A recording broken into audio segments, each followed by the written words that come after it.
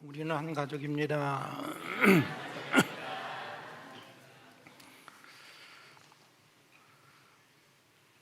제1권사의 영상 제가 안 올린다 그랬는데 그 영상팀에서 올려서 죄송합니다. 너무 즐겁고 좋은 시간 저희들이 갖고 성지도 쭉 돌아보고 또 뭐 이렇게 미술관도 다녀보고 좋은 시간 가졌습니다. 오늘은 소아시아 교회 중에서 세 번째 교회인 버가모 교회에 대한 이야기입니다. 버가모는 에베소에서 북쪽으로 한 100km, 160km, 서마나에서는 북쪽으로 한 100km 위치해 있는 그런 도시입니다. 에베소나 서마나만큼 못 되어도 굉장히 아름답고 번성한 그런 도시였었습니다. 이 도시는 트로이가 멸망한 후에 세워진 그런 도시고, 버가모와 아테네와 알렉산드리아와 함께 그 당시 지성의 중심지가 되는 아주 유명한 도시였었습니다. 조각 예술이 아주 훌륭했다고 했고, 또 가장 유명한 20만 권이나 되는 많은 장서를 소장한 도서관도 있는, 그래서 50년간의 헬라 문명의 꽃을 가장 만개했던 곳이 이 버가모라는 도시입니다. 그러다가 주 1세기경에 소아시아의 정치적, 종교적 중심지가 됩니다.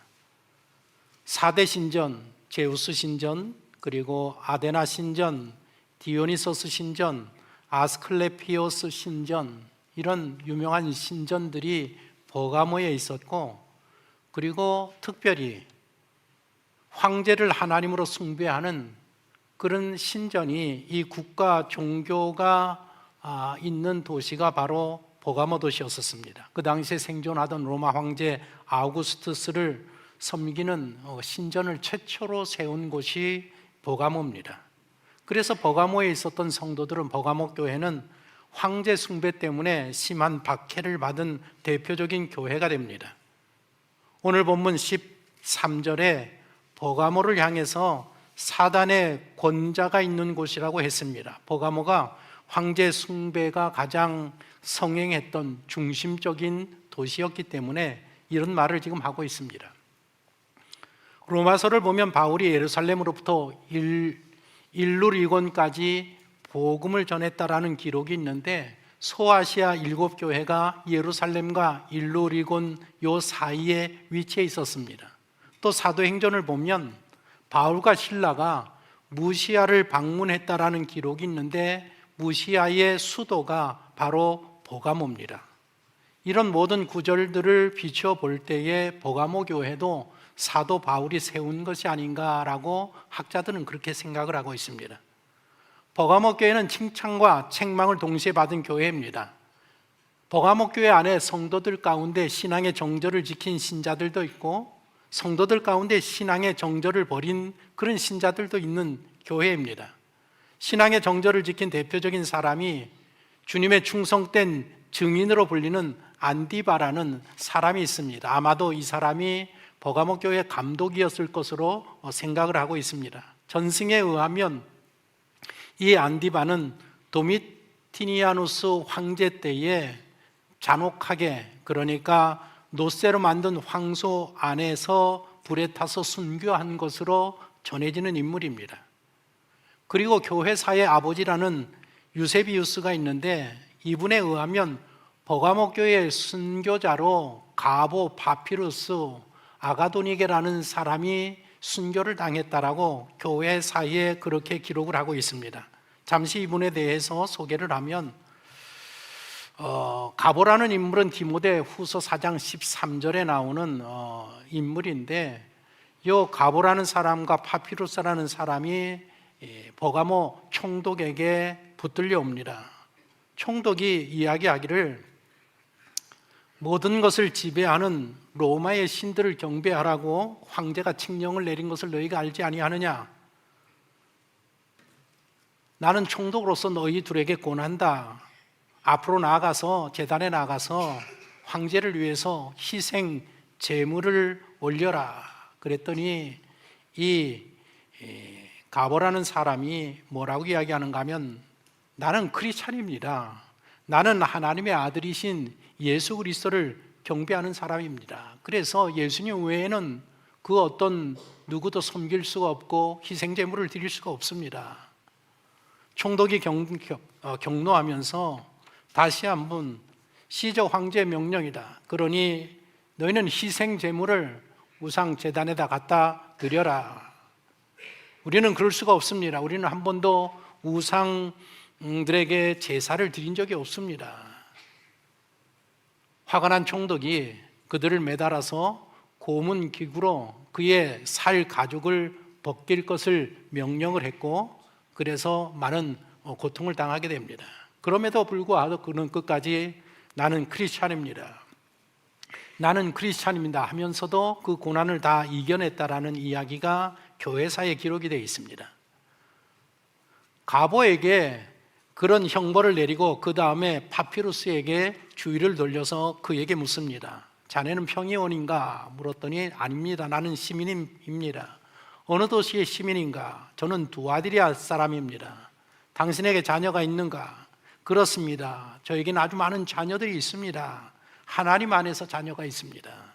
그랬더니 둘러서 있던 많은 무리들 가운데 한 사람이 소리치기를 그가 말하는 자녀는 크리스찬 신앙을 가진 하나님의 자녀를 뜻하는 말입니다. 그러자 총독이 소리를 칩니다. 너는 왜 자녀가 없으면서 왜 자녀가 있다라고 거짓말을 하느냐? 저는 거짓말을 하는 것이 아닙니다. 하나님 안에서 저에게는 굉장히 많은 자녀들이 있습니다. 너도 어서 희생 제물을 황제에게 올려라. 나는 어려서부터 하나님을 섬겨왔습니다. 나는 우상에게 결코 희생 제물을 드린 적이 단 한 번도 없습니다. 나는 크리스찬입니다. 역시 이 파피루스도 거꾸로 매달려서 이제 세상에 쇠로 된 고문 기구를 가지고 그의 살가죽을 벗겨나가는 그런 고난을 당합니다. 그래도 이 두 사람이 이 희생 제사를 드리기를 거부하니까 그를 원형 경기장으로 데려가서 이제 십자가의 못을 받고 그리고 타오르는 불 속에서 화형으로 이 두 사람을 처형합니다. 이 두 사람이 죽기까지 그 죽음 앞에서도 하나님의 아들 예수 그리스도 주님을 찬양하면서 주께서 우리를 구원하시니 감사합니다라는 그런 고백을 남기면서 숨을 거두었다라는 것이 교회 사이에 기록이 되어 있습니다. 버가모 교회는 안디바나 가보나 파피루스 같이 끝까지 신앙의 정절을 지키다가 순교한 성도들이 있었습니다. 반면에 그 교회 안에 신앙의 정절을 버린 신자들도 있었습니다. 예수님은 그들을 구약시대의 발람의 교훈, 또 신약시대의 니골라당의 교훈을 따르는 자들, 지키는 자들이라고 이야기합니다. 발람은 누군가 하면 술사인데 이스라엘 백성들을 저주해달라는 모압 왕의 청을 받고 그가 이스라엘 백성들을 저주하려고 했지만 하나님이 간섭하셔서 결국에는 저주할 수가 없고 대신에 축복하는 것으로 일이 마무리됩니다. 그러나 아직까지도 많은 재물에 미련이 있었던 발람은 이제 이 모압 왕에게 한 가지를 제안을 하는데 바알부월, 모압 나라가 섬기는 바알부월을 섬기는 이제 제전이 있을 텐데 그 제전에 이스라엘 남성들을 초대하여서 미인계를 사용하면 아마도 그들이 하나님을 버리고 당신이 생각하는 것을 이룰 수 있습니다 라는 그런 교훈과 계책을 내놓습니다. 사막에서 태어나고 자란 이스라엘 남성들이, 젊은 남성들이 그 제전의 초대를 받아서 이제까지 보지 못했던 아름다운 여인들, 그런 그 황홀한 제전에 참석하면서 우상을 숭배하게 되고 결국에는 그 일로 하나님의 징계를 받는 일들이 구약시대에 광야를 갈 때에 그런 일이 있었습니다. 니골라는 초대교회 7 지사 중에 한 사람인데 후에 당을 짓게 되고 사단의 도구로 전락한 사람입니다. 이렇게 처음에는 신앙으로 모든 교회 인정을 받아도 자기의 신앙을 지키지 못한 많은 사람들이 있습니다. 이 니골라당의 가르침이 무엇인가 하면 예수 그리스도를 믿고 구원함을 받았으면 모든 죄가 용서함을 받았기 때문에 그 이후로 우리가 육신으로 짓는 모든 죄는 하나님 앞에 다 상관이 없다. 구원을 잃어버리지 아니한다. 그러니 마음대로 구원받고 난 후니 마음대로 너희들이 하고 싶은 대로 해도 상관이 없다라는 그런 교리를 가르치는 것이 니골라당입니다. 오늘날 우리가 이단으로 말하는 구원파가 그런 신앙을 가지고 있습니다. 버가모 교회는 그런 거짓 가르침에 넘어가서 황제를 숭배하고 우상을 숭배하면서 탐욕과 정욕에 빠진 신자들, 성도들이 있었습니다. 그런 신자들을 향하여서 예수님은 회개할 것을 촉구합니다. 16절에 보면 그러므로 회개하라, 그러하지 아니하면 내가 내게 속히 가서 내 입에 검으로 그들과 싸우리라.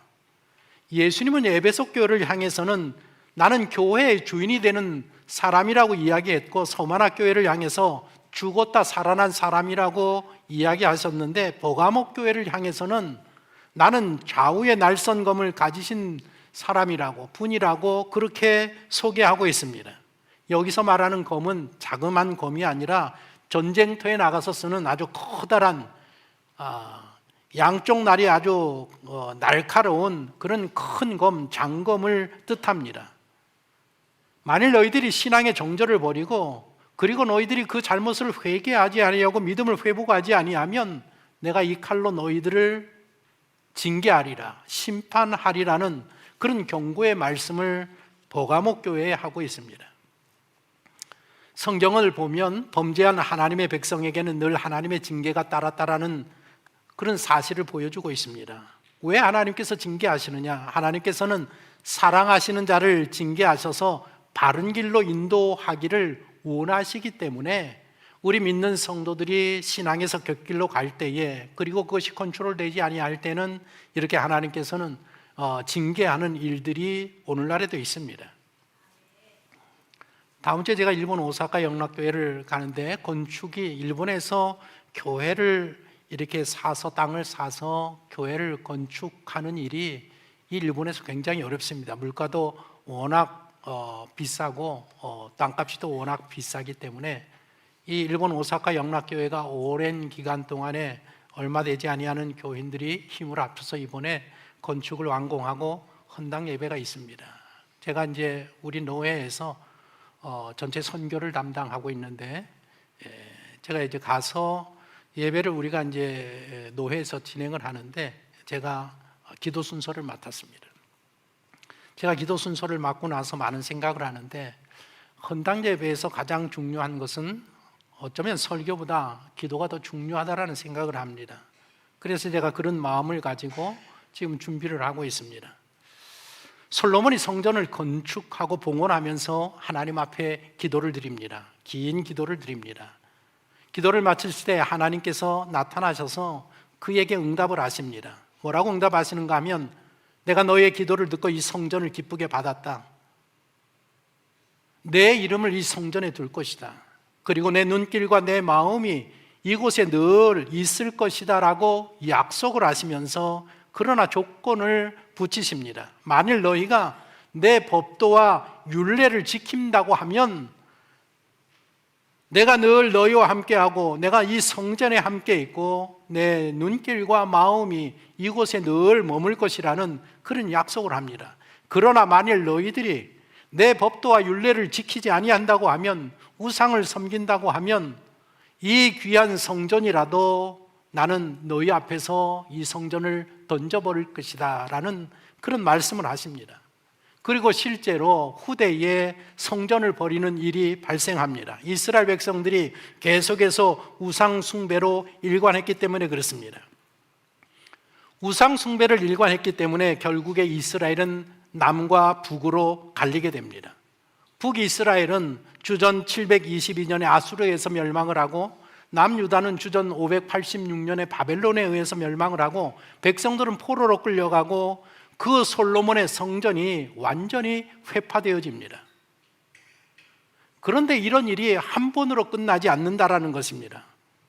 70년 후에 바벨론 포로에서 돌아온 이스라엘 백성들이 수룹바벨 인도하에서 두 번째 성전을 짓습니다. 초라하지만 두 번째 성전을 짓고 그로부터 500년 후에 헤롯 대왕이 초라한 이 두 번째 성전을 화려한 성전으로 중축합니다. 82년 동안 성전을 중축을 합니다.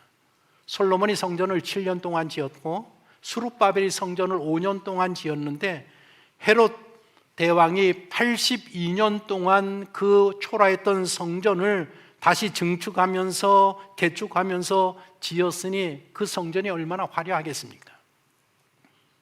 어마어마한 미석, 대리석을 가지고 큰 거는 12m에 3m 높이의 그런 큰 대리석들을 가지고 이 예수님 시대에 성전을 건축을 했습니다. 그래서 그 당시에 이런 속담이 생겼습니다.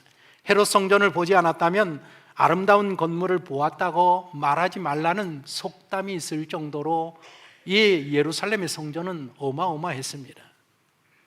예수님의 제자들이 이 헤롯 대왕이 지은 성전의 웅장함, 화려함을 보면서 이렇게 말합니다. 자랑을 합니다. 그럴 때에 예수님께서 뭐라고 말씀하시는가 하면 너희가 이 모든 것을 보지 못하느냐? 내가 진실로 너희에게 이르노니 돌 하나도 돌 위에 남지 않고 다 무너뜨려지리라. 예수님의 말씀대로 이 헤롯 성전이 완공된 지 겨우 7년이 지나서 주 70년에 로마 디도 장군에 의해서 이 예루살렘 성전이 완전히 파괴가 됩니다. 성전에 불이 납니다. 디도 장군이 그 성전이 너무 화려하고 아름다웠기 때문에 그 성전을 무너뜨리지 말라고 명령을 했음에도 불구하고 거기에 불이 나니까 성전 벽에 있던 금들이 녹아내리면서 그 돌틈 사이로 그 금들이 막 스며들기 시작합니다. 그래서 로마 군인들이 그 금들을 차지하려고 성전에 있는 모든 돌들을 다 헤집어 놓습니다. 예수님의 예언대로 돌 위에 돌 하나도 남지 아니하고 회파되고 맙니다. 지금은 그 헤롯 성전이 흔적도 없이 사라졌습니다. 그 자리에 지금 이슬람의 저 황금동 사원이 바로 그 자리에 지금 세워져 있지 않습니까? 우상을 섬기는 성전이 저기에 덜커덕 세워져 있습니다. 유대인들은 성전이 파괴된 그날을 국경일로 기념일로 지키고 있습니다. 아부월 9월인데 7월 9일쯤 됩니다. 그런데 누가 의도한 것도 아닌데 솔로몬의 성전이 파괴된 날과 이 헤롯 대왕 제2의 성전이 파괴된 그 날이 7월 9일 동일한 날에 파괴되었다라는 것입니다. 그것을 보면 하나님의 말씀을 거역한 사람들에 대한 그 하나님의 징계였었고 심판이었었고 채찍이었었다라는 것을 성전 파괴를 통해서 우리는 분명하게 깨달을 수 있습니다. 그런데 놀랍게도 성경에 이런 역사가 우리의 역사 가운데에서도 일어났다라는 사실입니다. 한국 교회도 그대로 이런 일들이 일어났습니다. 2000년 기독교 역사에서 교회가 스스로 우상 숭배를 결정하고 그것을 강요한 경우는 한국 교회밖에 없습니다. 유대인들은 가는 곳마다 회당을 세웠습니다.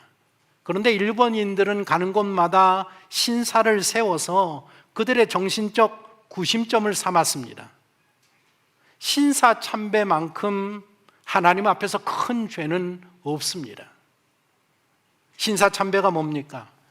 일본의 종교인 신도의 신들을 봉안한 그 신사에 강제로 참배하게 한 일이 신사 참배입니다. 일본 사람들이 섬기는 그 신도에는 800만의 신이 있다라고 할 정도로 많은 신을 섬기고 있습니다. 그 당시에 신사 참배를 강요할 그 당시에 일본의 종교 우파가 이런 말을 했습니다. 들어보십시오. 전 세계 인류가 행복하게 인간다운 삶을 살아가려면 날 때부터 신이 지도자로 정한 일본 황실이 세계를 통일해야 한다. 시작부터 일본은 세계의 지도국이며 일본은 세계의 지도자로서 신에게 선택받은 거룩한 백성이다. 한일 합방 이후에 일본의 조선 총독부가 이 신사참배, 신도를 섬기는 이것을 우리나라 민족에게 강요를 했습니다. 그러면서 신도는 종교가 아니라 국민 의례라는 명분을 내세웠습니다. 그래서 국공립 학교에 먼저 신사참배를 강요했고, 그 다음에 사립학교에 신사참배를 강요하고, 1925년에는 5년간 남산에 공사를 해서 조선 신궁을 완성해 놓습니다. 거기 가서 다 신사참배를 하게 합니다. 1929년에 세계 대공황이 일어납니다. 세계 대공황이 일어나서 심각한 경제적인 타격을 일본이 입게 되는데, 그 경제적인 타격을 타개하기 위해서 2년 후에 1931년에 9월에 만주사변을 일으킵니다. 그리고 그것이 중일전쟁으로 이어지고 태평양 전쟁으로 확대되어져 갑니다. 1931년에 만주사변을 일으키면서 그때부터 아주 노골적으로 우리 민족에게 신사참배를 강요하기 시작합니다. 먼저 학교에서부터 강요합니다. 모든 학생들이 다 신사에 가서 참배를 하라. 그런데 그 당시에 선교사들이 세웠던 이 기독교 학교들이 신사참배를 거부합니다. 거부운동이 일어나면서 이제 선교사들과 기독교와 갈등이 시작이 됩니다. 만일 너희들이 선교사들에게 너희들이 너희 학교에서 학생들이 신사참배 안 하면 이 학교를 폐교하겠다. 그랬을 때에 선교사들은 이 신사참배는 우상을 섬기는 거기 때문에 우리는 절대로 거기에 승복할 수 없다. 학교를 폐쇄할지라도 우리는 결코 신사참배를 허락할 수 없다. 그래서 학교들이 다 폐쇄가 됩니다. 그리고 1936년도 8월에는 8월 6일을 매년 8월 6일을 일본의 애국일로 정해서 국기를 개양하고 국가를 봉창하고 궁성요배를 하고 그 다음에 신사참배를 강요하게 됩니다. 그러면서 일면 일신사 정책이라고 해서 우리나라 전국의 각 면단위까지 신사를 만들어서 모든 국민이 신사참배를 생활화하도록 그것을 강요합니다. 그것도 부족하다고 느껴서서 학교나 파출소나 주재소나 각급 관공서에 가미다나, 요게 이제 집안에 설치하는 소형 신사입니다. 여러분들 그 TV에서 보면 다큐 같은 거 보면 일본 가정에서 한쪽 구석 이렇게 위에다가 저런 신사 조그만 거 만들어 놓고 늘 들어왔다 나갈 때마다 거기 이렇게 절하고 하는 것을 보지 않습니까? 그 가미다나라고 이야기합니다. 이것을 온 관공서에 설치하고 교회당 안에도 이것을 설치해 놓았습니다. 그리고 각 가정에서 설치하고 참배할 것을 강요를 했습니다. 교회당에는 동편 교회당에 들어가면 동편에 가미나다를 설치하고 그것을 향해서 먼저 90도로 절하고 예배를 먼저 그 신사에 드리고 난 후에 우리 예배를 하도록 그렇게 만들었습니다. 우리가 성경을 보면 과거 남유다가 멸망하기 직전에 예루살렘 성전 안에 이 많은 우상들을 세워놓고 거기에 절하고 거기에 분향했던 기록들이 있습니다. 그래서 결국에는 남유다가 하나님의 징계를 받아서 완전히 멸망하고 말지 않습니까? 이런 일들이 1936년도에 있다가 결국에는 1938년도에 감리교 교단에서 신사참배를 결정을 합니다. 수용을 합니다. 천주교, 성결교, 안식교, 성공회, 구세군, 마지막에 어디만 남는가 하면 장로교만 남습니다. 장로교가 끝까지 우리는 신사참배할 수 없다라고 버팁니다. 그런데 그 당시에 장로교 교인이 한국 교인의 4분의 3을 차지하고 있었습니다. 이 1938년도에 여름부터 경찰들이 개별 교회에다가 묻습니다. 천황이 높으냐 하나님이 높으냐, 신사참배가 종교의식이냐 국가의식이냐, 국가지상을 믿느냐 종교지상을 너희들이 믿느냐, 양자 선택을 해라, 이 질문서를 보내서 대답 여하에 따라서 예배를 못 드리게 하기도 하고 예배를 드리는 것을 허용하기도 해서 이때에 반대한 사람들이, 거절한 사람들이 투옥되는 게 한 2천여 명의 목회자들이, 성도들이 투옥이 되기도 합니다. 그러다가 그 다음에 요 날짜가 중요합니다. 1939년 9월 9일 우리가 1년에 한 번 총회가 모입니다. 모든 교회 목사들, 대표들이 다 모여서 교단의 정책을 결정하는 것을 합니다. 1939년도 9월 9일에 총회가 모이고 그 다음날 10일에 장로교 총회에서, 우리가 속해 있는 장로교 총회에서 신사참배를 결의합니다. 이것은 우상 숭배가 아니다. 국민 의례에 불과하다. 그리고 나서 그날 결정하고 나서 그 자리에 참여한 노회장들, 광노회의 전 23개의 노회가 있었는데 23개의 노회장들이 다 모여서 그것을 결의를 하고, 그리고 그날 노회장 전원이 평양 신세에 가서 참배한 사진이 저 사진입니다. 총회에서 그 결정을 하고 3달 후에 노회와 교회에 공문을 보냅니다. 만일 교회 가운데, 성도들 가운데 신사참배를 반대하는 사람들이 있으면 처벌한다. 신사참배를 하는 목회자가 있으면 어떤 교회에도 청빙받아 갈 수가 없고, 그리고 신사참배를 반대하는 목사들, 선교사들, 성도들을 노회와 총회에서 제명하고 출교시켰습니다. 대표적인 분이 평양 노회의 신사참배를 거부하다가 투옥된 주기철 목사님, 산정현 교회의 담임 목사였는데 이 노회에서 강제적으로 사임할 것을 강요했고 끝까지 사임을 하지 아니하니까 강제로 면직을 시켰고, 그의 가족들이 살고 있는 사택에서 가족들을 끌어내고 사택에 못을 박아서 봉쇄해버렸습니다.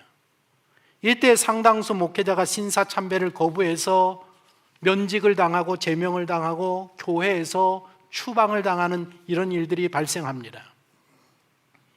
가장 충격적인 일은 무엇인가 하면 목사들이 저 서울 한강에 가서 또 부산 송도 앞바다에 가서 일본 신도들, 중들이 행하는 신도의 세례, 기독교에서 받는 세례를 미소 기하라이라고 하는데, 신도에서 받는 세례를 미소 기하라이라고 하는데, 이 목회자들이 이 한강 가서, 부산 송도 앞바다에 가서 미소 기하라이 세례를 받습니다. 세례를 받고 그리고 그 남산 신사에 와서 그 우상에게 절을 합니다.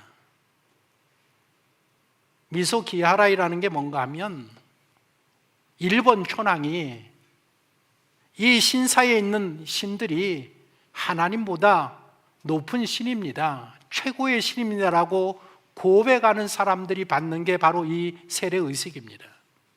그것을 한국교회 목사들이 받았습니다. 그리고 그때부터 이 전쟁 물자를 교회에서 공급하기 시작합니다. 녹그릇을 2165점을 모았고 교회 종들을 다 떼어서 1540개의 종을 헌납을 했습니다. 전쟁 물자로. 성도들 1인당 1엔씩 헌금을 해서 드렸고, 국방 헌금 61만 여엔, 그 다음에 항공모함 전투기를 만들려고 15만 엔을 모집을 해서 그것을 이 일본에 헌납을 했습니다. 그리고 이 장로교 총회에서는 그런 성과들을 자랑하듯이 총회록에다가 다 기록해 놓았습니다.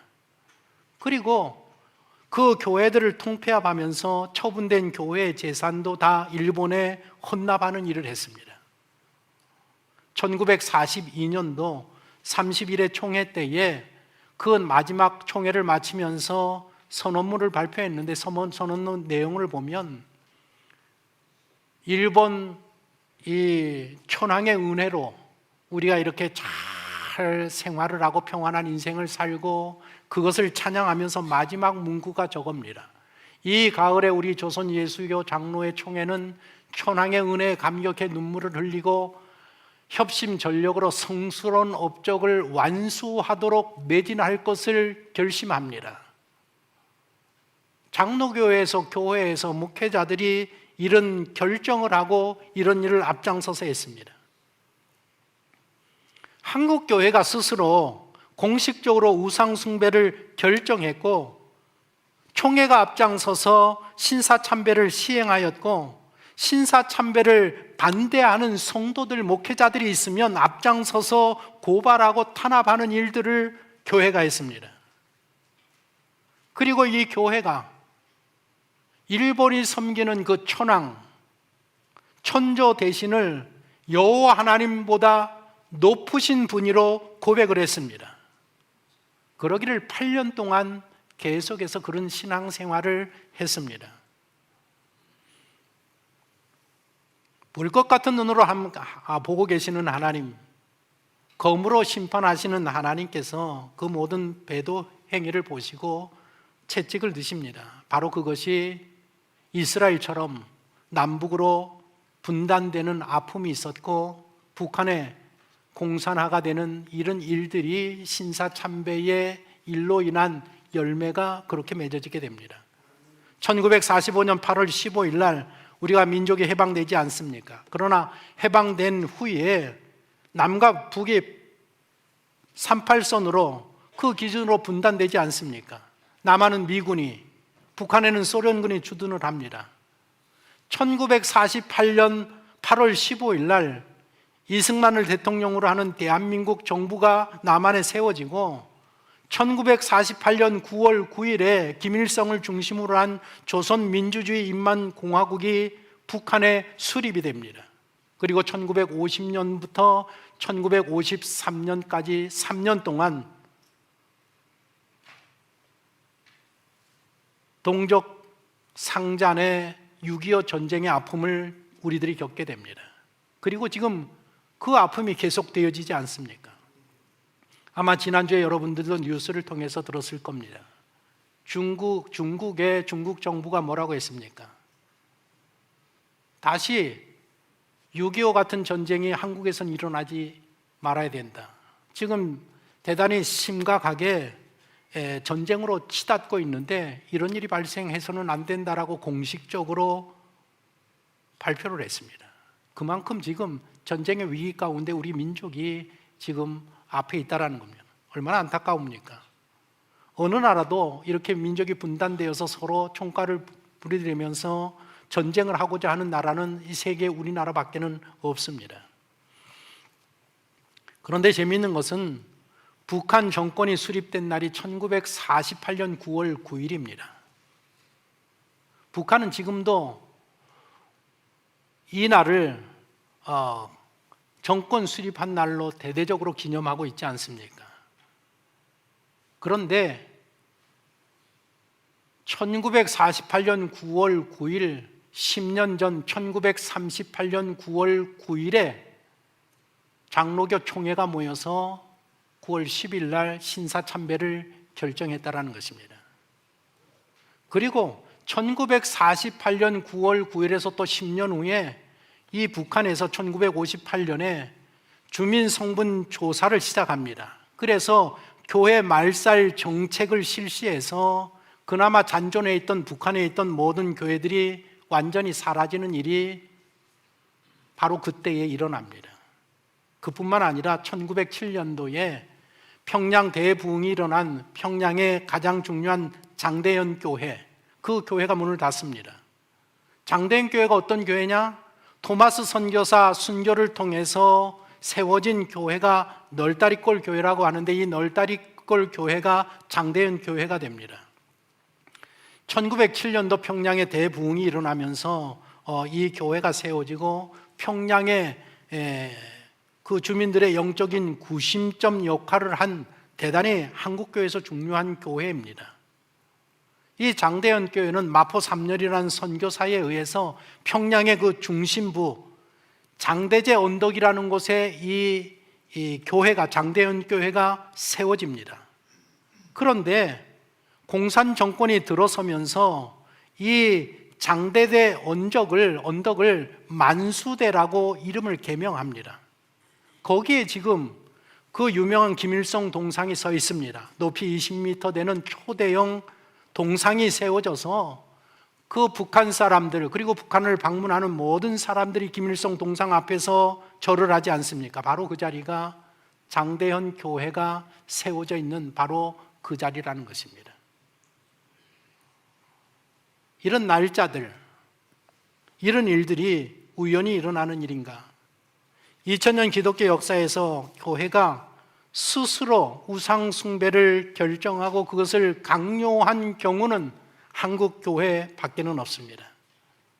그래서 한국 기독교 역사에서 가장 뼈아픈 상처가 무엇인가 하면 신사 참배입니다. 그런데 한국 교회가 아직까지도 공식적으로 신사 참배에 대한 죄를 회개하지 않고 있다는 사실입니다. 물론 개인적으로는 있었습니다. 한경직 목사님께서 템플턴 상을 수상하실 때에 나는 신사 참배를 한 죄인입니다라고 고백을 했습니다. 아마 평생 목회를 하면서 그 죄책감에 시달렸기 때문에 그 중요한 세계적으로 훌륭한 사람에게 주는 그 상을 받는 자리에서 공식적으로 그 죄를 회개했습니다.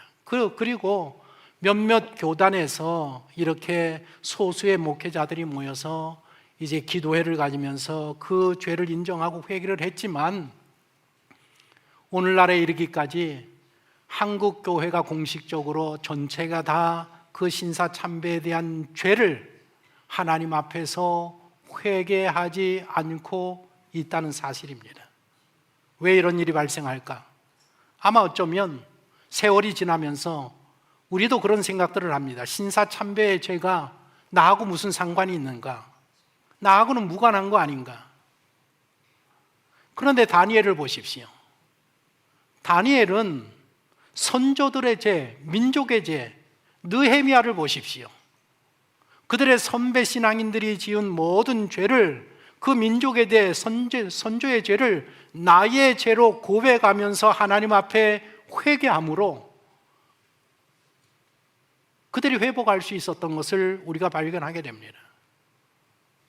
우리는 이 문제에 대해서 저를 비롯한 우리 청파중앙교회를 비롯한 한국교회 모든 성도들이 다시 한번 버가모 교회의 문제를 상고하면서 아직도 우리가 하나님 앞에서 회개하지 못한 죄가 이 민족에게 있다라는 것을 분명하게 인식해야 한다는 것입니다.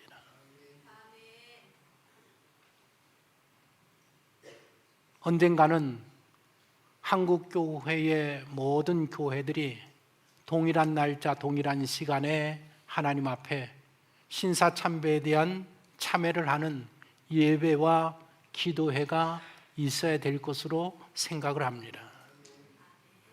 예수님은 소아시아 7교회 모두에게 너희는 이기는 교회가 되어라, 이기는 교회가 되라고 말씀하십니다. 본문 17절을 보십시오. 같이 읽어봅니다. 귀 있는 자는 성령이 교회들에게 하시는 말씀을 들을지어다. 이기는 그에게는 내가 감추었던 만나를 주고 줄 터인즉 그 돌 위에 새 이름을 기록한 것이 있나니 받는 자 밖에는 그 이름을 알 사람이 없느니라. 만나가 무엇입니까? 광야 생활 40년 동안 하나님께서 그들에게 허락하신 일용한 양식 아닙니까? 너희들이 회개하고 믿음을 회개하고 이기게 되면 내가 너희들에게 감추었던 만나를 주게 될 것이다. 만나가 무엇인가 하면 영적인 양식 아닙니까? 하늘나라에서 구원받은 성도들이 받게 될 양식을 의미하고 흰 돌에 이름이 새겨진 것을 너희가 받게 될 것이라고 이야기합니다. 흰 돌은 승리와 심판의 권위를 상징합니다. 그 당시에, 지금 이 요한계시록이 기록될 당시에 사형수를 포함한 모든 죄수들을 재판하는 아레오바고라는 법정이 있는데 그 법정에서 죄인을 놓고 이제 서로 취조를 하고 그것을 쭉 토론을 하고 난 다음에 마지막에 배심원들이 판단을 내립니다. 판단을 내릴 때에 어떻게 내리는가 하면 흰돌과 검은돌이 있는데 그 흰돌과 검은돌 가운데에 본인의 생각을 하나 선택하는 거예요. 흰돌은 뭔가 하면 이 사람은 무죄입니다. 검은돌은 이 사람은 유죄입니다라고. 그래서 그 배심원들이 자기들이 선택한 돌을 가지고 이제 항아리에가 넣으면 그것을 열어서 많이 나온 쪽으로 그 사람을 판결하는 그런 일들을 했다고 합니다. 아마도 그런 것들을 인용한 내용의 말씀이 아닌가 생각을 합니다. 흰돌에 자기의 이름이 새겨졌다는 것은 하나님께서 그 영혼을 구원하시고 영생의 축복, 하늘나라의 그 축복을 허락하신다라는 아마 그런 의미를 상징하는 것 같습니다. 믿음을 회복해라.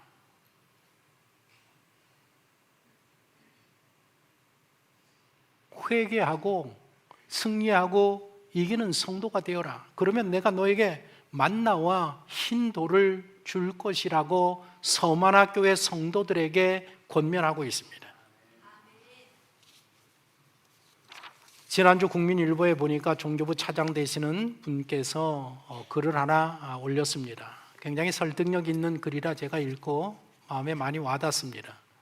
요즘 영화관의 파묘라는 영화가 우리나라에서 제가 보니까 700만인가 지금 이렇게 올라와 있습니다. 그 파묘라는 영화를 놓고 좌파적인 영화다. 요즘 우리나라에서 뭐 서울의 봄 하면 이건 뭐 우파적인 거다. 건국전쟁 우파적인 거다. 무슨 영화가 나오면 이게 좌파의 영화다, 우파의 영화다. 이게 사람들이 갈라놓습니다. 그런데 이 종교부 차장 되시는 분께서 하는 이야기가 뭔가 하면 그것을 그렇게 볼 일이 아닌데 당신이 볼 때는 그런 문제가 아닌데 우리나라 해방된 지 79년이 지나도 여전히 우리 사회에 이슈가 되는 게 뭔가 하면 일제가 이 뜨거운 이슈라는 겁니다. 왜 여기까지 이르게 된 79년이 지났어도 여전히 우리 민족에게 좌파다 우파다 하는 이 이야기가 왜 여기까지 왔느냐? 광복 이후에 우리 민족이 역사를 바로 세우지 못했기 때문에 이런 현상이 아직까지 있다라고 지적을 하고 있습니다. 1948년에 재헌국회가 모였습니다. 그래서 거기서 반민족 행위, 그러니까 일제 강점기 때에 반민족 행위를 했던 자들을 처벌하기 위해서 반민특위를 설치를 했습니다. 그래서 조사에 나섰는데 조사에 나서서 조사를 하지 못하고 얼마 가지 않아서 반민특위가 간판을 내리고 말았습니다. 그러면서 예를 들어서 프랑스가 히틀러 나치에 의해서 정복을 당했을 때에 1940년부터 4년 동안 프랑스 사람들이 히틀러의 점령을 받아서 그 짧은 기간에 수많은 사람들이, 프랑스의 수많은 사람들이 나치의 완장을 차고 그 히틀러의 앞잡이가 되어서 우리나라 이 일제시대 일제 앞잡이가 됐던 것처럼 그런 못된 짓들을 한 사람들이 너무 많았다라는 겁니다. 그런데 히틀러가 죽고 나서 나치 통치가 무너지고 나서 프랑스 정부는 그런 사람들을 처벌하기 위해서 조사를 해서 1만 명의 사람들을 공식적으로 나라에서 처형을 했다라는 것입니다. 그리고 새로운 미래로 나아갔다. 공식적인 게 1만 명이고 비공식적인 것 따지면 수만 명의 사람들이 독일의 앞잡이, 히틀러의 앞잡이가 앞잡이 일을 했다고 그 역사를 이게 깨끗하게 정리를 하고 역사를 바로 세우는 일을 프랑스는 했는데 우리나라는 일제 35년간 그런 비교도 할 수 없는 긴 세월을 겪었음에도 불구하고 그 치욕스러운 역사를 덮어버리고 지금까지 이 민족이 좌파다 우파다 분열되어 있는 이유가 거기에 있는 것이 아니냐. 4월 달에 총선이 있습니다. 요즘도 보면 우파다 좌파다 뭐 찍을 사람이 없습니다. 신당이 좀 나왔으면 좋겠는데 뭐 신당도 뭐 이게 우리의 현실이란 말입니다. 그런데 왜 이렇게 됐느냐? 우리 민족이 하나님 앞에서 잘못된 일에 대해서 하나님 앞에 공식적으로 인정하고 회개하고 잘못된 것을 바로 세우는 이 일이 없기 때문에 그 일이 있기 전에는 이 문제가 해결되지 아니한다는 것입니다. 우리나 통일돼야 됩니다. 그러나 하나님의 관점으로 보면 어쩌면 이 하나님 앞에서의 잘못된 것을 교회가 성도들이 하나님 앞에서 진실로 회개하지 아니하면 그 날이 언제 올지 모른다라는 것입니다. 더 나아가서 여러분들은 여러분들의 인생에 어떻게 사셨습니까? 2024년을 살아가면서 올해 하나님 앞에 마음의 소원도 있고 우리가 정말 한 가족이 되어서 정말 하나님 앞에 바른 교회를 세우고 바른 가정을 세우고 그런 신앙생활 하기를 원하는데 선행돼야 될 것이 무엇인가 하면 하나님 앞에서 회개할 것들을 회개하였는가? 정리할 것들을 정리하였는가? 그것이 해결되지 아니하면 우리가 아무리 노력해도 하나님 앞에 은혜 입을 방법은 전혀 없다라는 것입니다.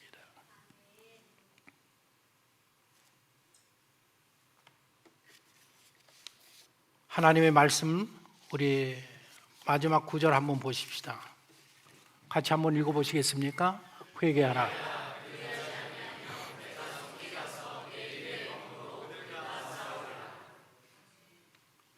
2024년 우리 인생에 내 인생에 하나님 앞에서 그동안 나를 철저히 돌아보면서 나를 보지 못했고 내가 하나님 앞에서 아직까지도 옛사람의 모습을 가지고 있고 아직까지도 하나님 앞에서 해결하지 못한 그 문제가 있다고 하면 용서하시기를 즐겨하시는 하나님, 우리를 사랑하시기를 포기하지 아니하는 그 하나님 앞에 나아가서 하나님 이런 잘못한 거 하나님 앞에 회개합니다. 새롭게 2024년도 내 인생을 시작하기를 소원합니다. 그 마음을 가지고 3월 31일 부활주일인데 부활주일 오기 전까지 요 3월에 우리가 하나님 앞에 철저하게 우리를 돌아보면서 회개하여서 하나님 앞에 큰 은혜를 입는 새로운 인생을 시작하는 우리 모든 성도가 되시기를 예수님의 이름으로 축원합니다.